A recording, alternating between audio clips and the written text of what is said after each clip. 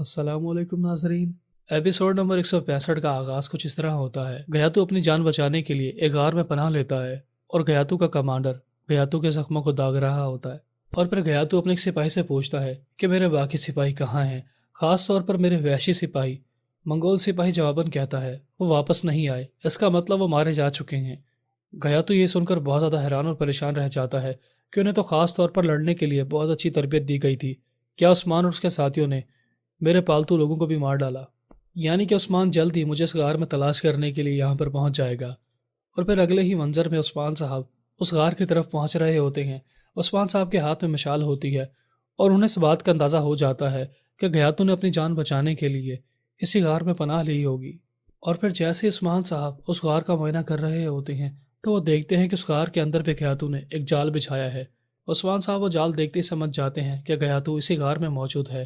ہم گیاتو کو پکڑنے کے قریب ہیں، لیکن ہمیں ہمت سے کام لینا ہوگا اور ایک ایک قدم پھونک پھونک کر اٹھانا ہوگا۔ بلاخر جیسے ہی رات ہو جاتی ہے تو عثمان صاحب کے ساتھی اس زندان کو توڑنے کی کوشش کر رہے ہوتے ہیں، لیکن اسی دوران ایک سلجوقی سپاہی عثمان صاحب کے ساتھی کو پکڑ لیتا ہے اور اس کے ہاتھ پر اپنا پاؤں رکھ کر کھڑا ہو جاتا ہے اور کہتا ہے مجھے پہلے ہی وزیر اعظم شاہ نے بتا دیا تھا کہ رات ہوتے ہی تم لوگ فرار ہونے کی کوشش کرو گے، اور تم نے ایسا ہی کیا۔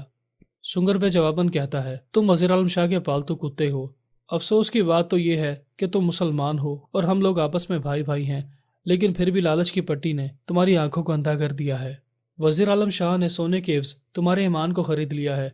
تم سب کچھ جانتے ہو کہ عثمان صاحب کا راستہ حق کا راستہ ہے اور ہم عثمان صاحب کے ساتھی ہیں جنہیں تم باغی سمجھتے ہو۔ سلجوقی سپاہی سن کر کہتا ہے اس سے پہلے کہ میں تمہارا سر قلم کروا دوں تم اپنی بکواس بند کرو اور آخری بار سکون سے سو جاؤ، کیونکہ کل صبح تمہیں پھانسی دی جائے گی۔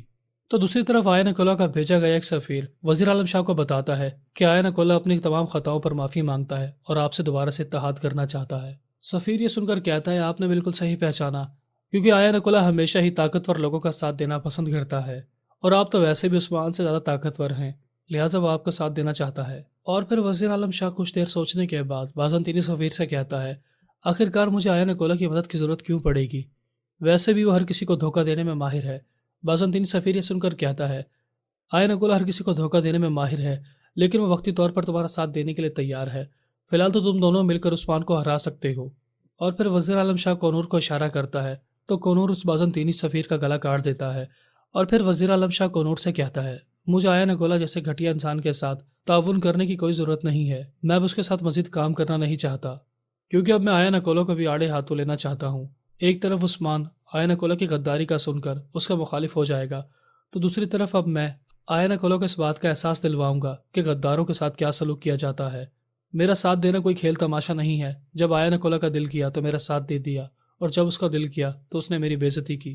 اور پھر وزیر اعظم شاہ کونور کو اس کمرے سے جانے کا اشارہ کرتا ہے، اور پھر کونور کے جاتے ہی ہاربے اس کمرے میں داخل ہو جاتا ہے۔ جی ہاں ناظرین، یہ وزیر اعظم شاہ اور ہاربے کا ملا جلا منصوبہ ہوتا ہے، کیونکہ ہاربے پہلے ہی وزیر اعظم شاہ کو بتا چکا ہوتا ہے کہ کونور ایک غدار ہے، میں نے عثمان سے اس کو ملاقات کرتے ہوئے دیکھا تھا۔ اور پھر وزیر اعظم شاہ جان بوجھ کر بازنطینی سفیر کا گلا کٹواتا ہے تاکہ کونور یہ جھوٹی خبر لے کر عثمان صاحب کے پاس جائے اور اسے بتائے کہ اب وزیر اعظم شاہ اور آئین کلہ کے درمیان پھر سے دشمنی شروع ہو چکی ہے، اور جہاں تک آئین کلہ کی بات ہے وہ وزیر اعظم شاہ کے ساتھ مل کر کام کرنا چاہتا تھا، لیکن وزیر اعظم شاہ نے آئین کلہ کے ساتھ مل کر کام کرنے سے انکار کر دیا۔ لیکن حقیقت تو یہ ہوتی ہے کہ وزیر اعظم شاہ عثمان کو صرف یہ دکھانا چاہتا ہے کہ وزیر اعظم شاہ اور آئین کلہ مل کر کام نہیں کر رہے، تاکہ عثمان وزیر اعظم شاہ کے جال میں پھنس جائے۔ لہٰذا وزیر اعظم شاہ کونور کا سر قلم کرنے کے بجائے اسے عثمان کو جال میں پھنسانے کے لیے استعمال کرنا چاہتا ہے۔ اور پھر وزیر اعظم شاہ ہاربے سے کہتا ہے تو کونور میرے پاس آیا اور اس نے وہی ڈرامہ کیا کہ وہ عثمان کو ڈھونڈنے میں ناکام ہو گیا، کیا وہ مجھے بیوقوف سمجھتا ہے؟ ابھی بات چیت جاری ہوتی ہے۔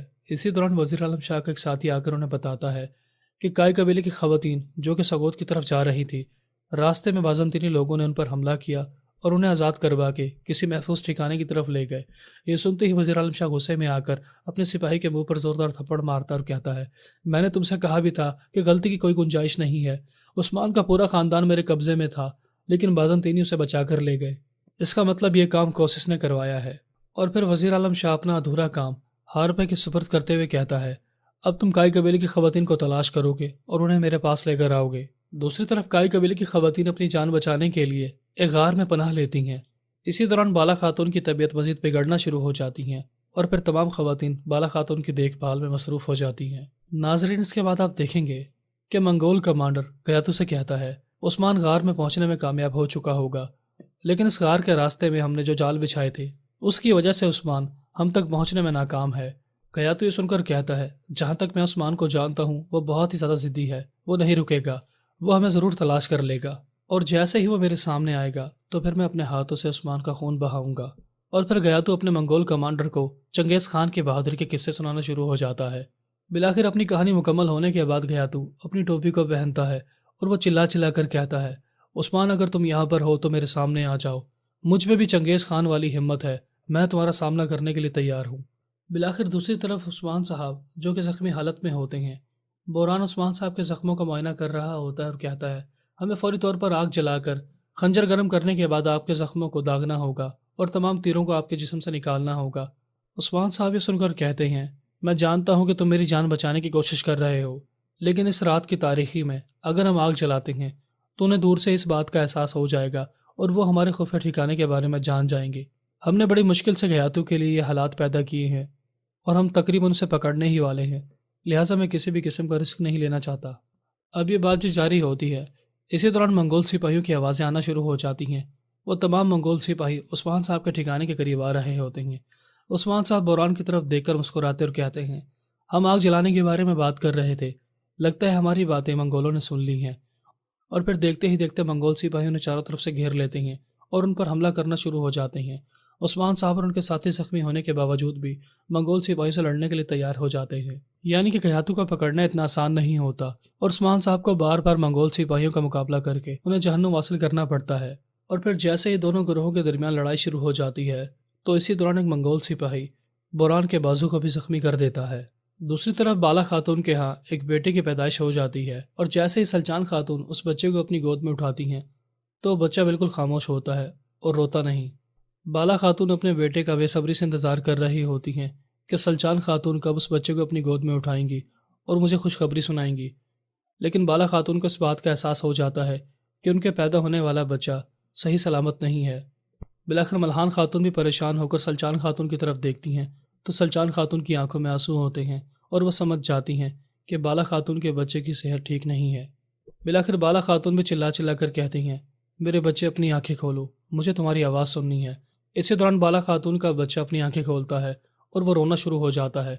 یہ منظر دیکھنے کے بعد تمام خواتین بہت زیادہ خوش ہو جاتی ہیں کہ اب بچہ خطرے سے باہر ہے۔ بالآخر سلچان خاتون خوشی سے روتی ہوئی بالا خاتون کا بچہ بالا خاتون کو تھما دیتی ہیں اور پھر بالا خاتون کی آنکھوں میں بھی خوشی کے آنسو ہوتے ہیں اور وہ اللہ تعالیٰ کا لاکھ لاکھ شکر ادا کرتی ہیں۔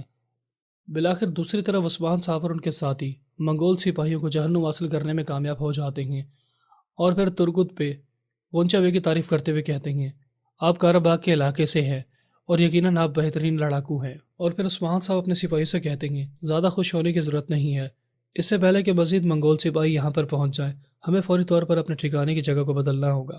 ناظرین، ایپیسوڈ نمبر 165 کا اختتام ہوا، ملتے ہیں اپنے نیکسٹ ایپیسوڈ کے ساتھ، تب تک اپنا خیال رکھیے گا، اللہ حافظ۔